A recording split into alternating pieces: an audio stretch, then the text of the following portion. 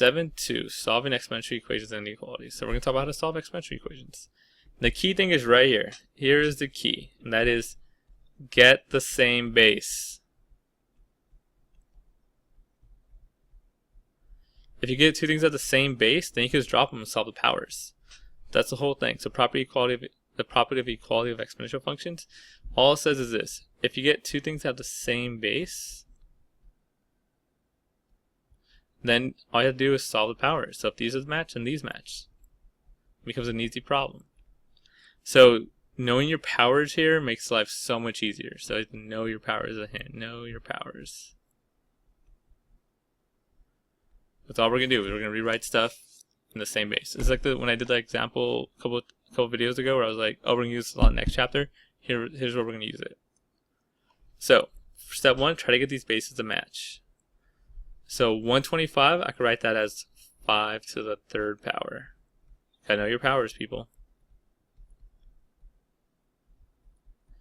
Now we also gotta remember that what happens when you have a power to a power.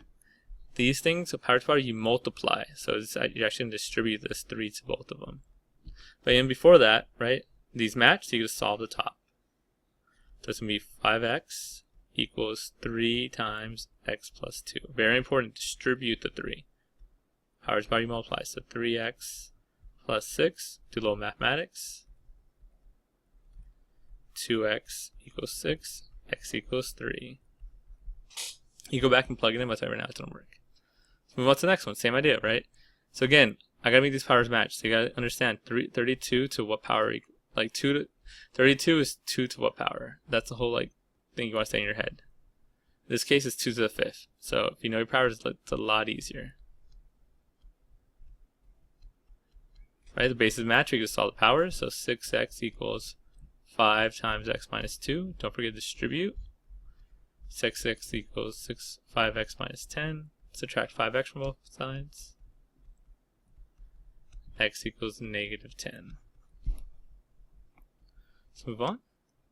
Let's try to get these to match. So the first thing, 64 equals 4 to the 3rd. These match, let's solve the powers. 2n minus 1 equals 3. Add 1, add 1. 2n equals 4. Divide by 2, n equals 2. That's actually one way to do it. There's another way. I should say there's actually another way you could do it also. I could write 4s2 squared if I wanted to. And I could write 64s2 to the 6th if I wanted to. And I could solve it that way. You can always work on both sides if you need to. You get the same answer, n equals 2. But it's an alternate way of doing it, where we move both sides. You rewrite both sides.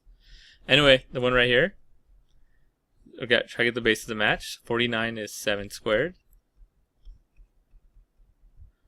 Equals 7 to the 8x minus 6. Remember, once you get that, you can just drop the bases. 2, don't forget to distribute the power. So I get 2x plus 10 equals 8x minus 6. Add 6, subtract 2, subtract 2. 16 equals 6x, divide by 6. X equals 8 over 3. Sometimes you get fractions, that happens. Okay, let's talk about compound interest. Okay, so compound interest is something you see a lot in banking and other things. Let's see what your finances. So you deposit money, a lot of times the bank or other things will give you interest account. This is a way to find out if they compound the interest, which means they calculate interest every n times, every so many times. So here's the formula. Let's talk about what everything means. A is annuity, which just means how much money you make, the total. Like total money after so much time. P is called the principal, also known as deposit or your initial amount. It's how much you put into the account.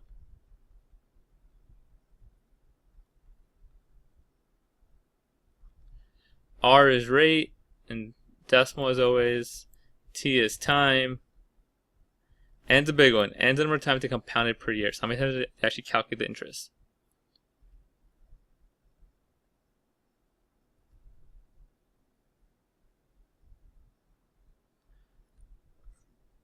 So sometimes they'll say, oh, it's monthly. Well, there's 12 months out of a year, so n is 12. They might say weekly, so then n equals 52. They could say quarterly. That means we're going to do it 4 times. So stuff like that. N's all about what they're talking about. So let's do an example. As always, I always give the formula. So first I'm going to write down, here's my formula that I will give it to you. You just got to know when to use it. And let's read the problem. Find the account balance of the 20 years. So the 20 years, if $100 places into account, that pays 1.2% interest. So that's my T.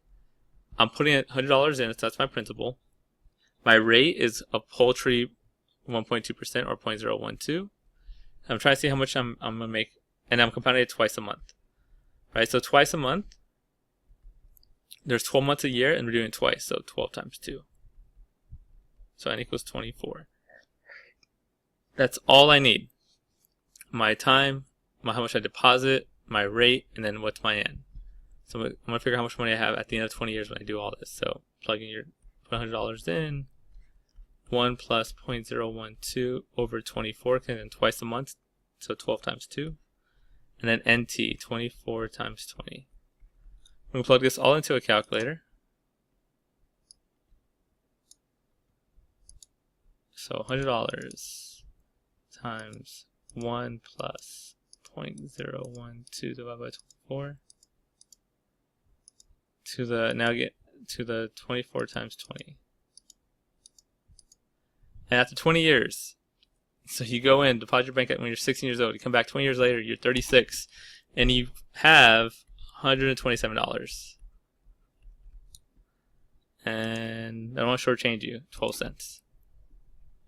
Again, that's not how much money you made, that's how much money you have. So you started off with 100, now you have $127. You made 27 bucks.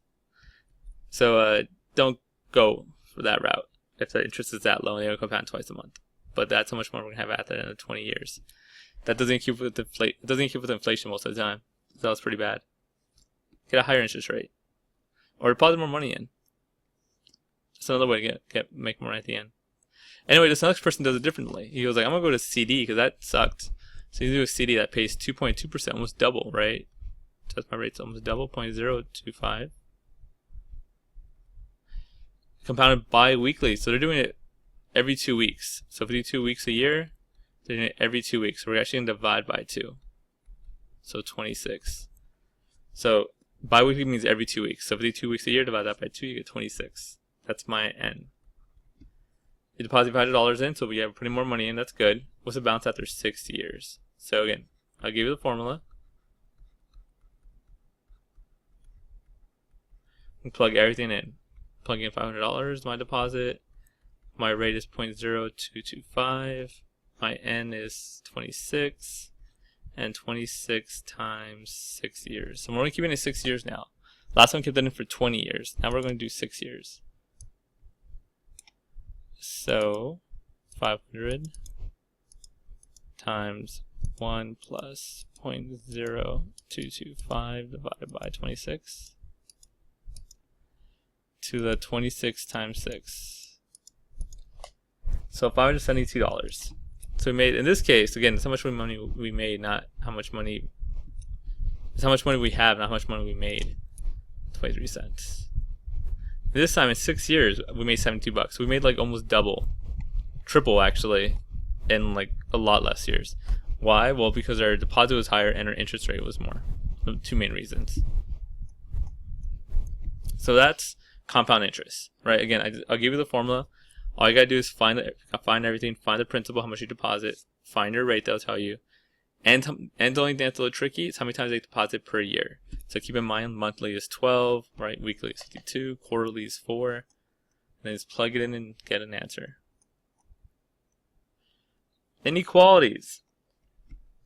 Now, normally with inequalities, there's one extra step, and that is step 0 to inequality is to find a domain. So anytime we have inequality, we want to find a domain first. The issue here is not issue. The good thing here is the domain of exponential functions. Remember, anytime we do an exponential function, domains is all real numbers. So you don't have to worry about the domain in this case. You don't have to worry about step 0. If you're doing inequalities, your domain's all real numbers. So you just solve it like normal. Nothing changes. So let's do a few examples. So I'll make these a little tougher. So we have 3. I want this to match. So 243, you gotta think. That's the same as saying 1 over 3 to the 5th power. 3 to the 5th is 243. We have a problem though. They still don't match. This is on top. This is on the bottom. I gotta flip it to be on top. Remember the way you flip powers? You make it negative. So it's 3 to the negative 5. So 243 is 3 to the 5th. It's on the bottom. I need it to be on the numerator. So you flip it up. Once you get that, once these match, you just solve the power. So 2x minus 1 is greater than equal to negative 5. Add 1, add 1. 2x is greater than equal to negative 4. Divide by 2. X is greater than equal to negative 2. So let's do the same thing with the next one. Again, I gotta make the powers match. I can rewrite this. But the thing is saying 1 over 2 to the 5th. And then I gotta flip it up. So it's 2x plus 2 is greater than 2 to the negative 5th. Bases match, solve the top, solve the powers. Subtract 2. X is greater than negative 7. Again, I don't worry about the remainder of this case because the domain is all real numbers. Exponential functions always have all real numbers. You can plug anything you want into this equation. It's going to work. Last one, I believe. So this one, I get to make the match now. 125 does not equal 5 squared. 5 squared is 625, so it doesn't work that way. This is one of the ones where I got to work on both sides. 25 is the same thing as saying 5 squared. Y minus 3. 125 is the same thing as saying 1 over 5 cubed. Y plus 2. Right, you have to work on both sides in this case. Distribute, I get 5 to the 2y minus 6. This side I got to flip that thing up there. So it's going to be 5 to the negative 3 y plus 2. Once you get the bases to match, you can solve the powers. So 2y minus 6 is less than or equal to distribute the negative 3 and negative 3y minus 6. Let's do some math. Plus 6 plus 6 plus 3y plus 3y. I get 5y is less than 0. People freak out. Don't freak out. It's a number. Divide by 5. Y is less than 0. That's all good.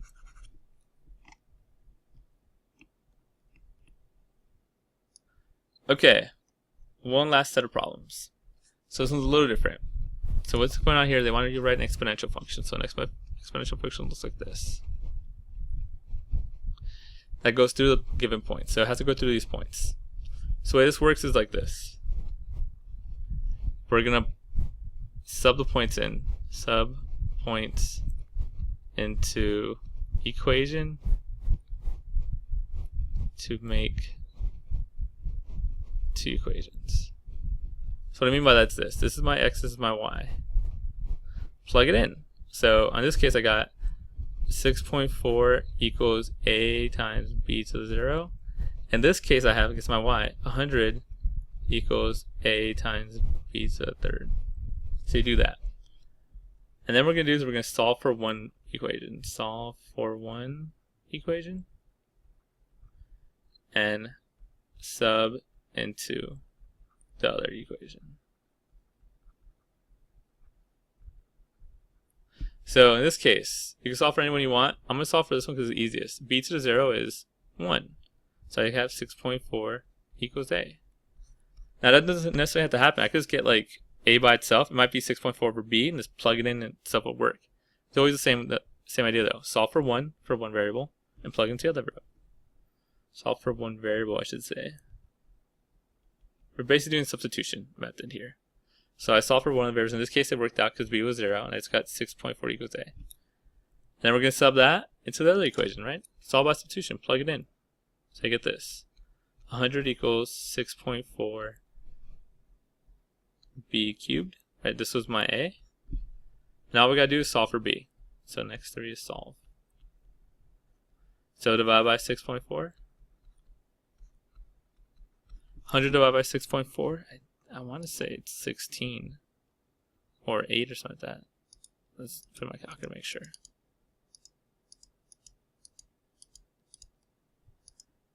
15, like I guess I was wrong. 15.625 equals b cubed. And then we had to get rid of the b cubed, so cube root it. Get rid of the cubed.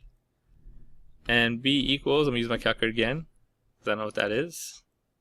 So second, or should I just go to math? Math has a cube root. And I get 2.5. So that's my b, but don't forget we're solving, well actually we have b and we have a. So last step is rewrite. Right, the question wasn't find a and b, the question was write it as right in here, so rewrite it. So my answer is going to be y equals 6.4 times 2.5 to the x power. That's how you write a exponential function given 2 points, right? So write down a normal exponential function, plug the points in, then do substitution. Substitution method, that's all it is. Let's do one more to make sure we got this. This one looks a lot scary because the numbers are huge, but it's going to work the exact same way. Let's plug them in, x and y. So in this case I have 128 equals ab to the 0. And over here I have 371293 equals ab to the 5th power. I'm actually doing another one. I'm going to make one up just for fun. Anyway, we're going to solve for one of them. This is the easiest one because b equals 0, so it goes away. So I just have a equals 128. Easy. I have that. I can plug into this a, substitution method.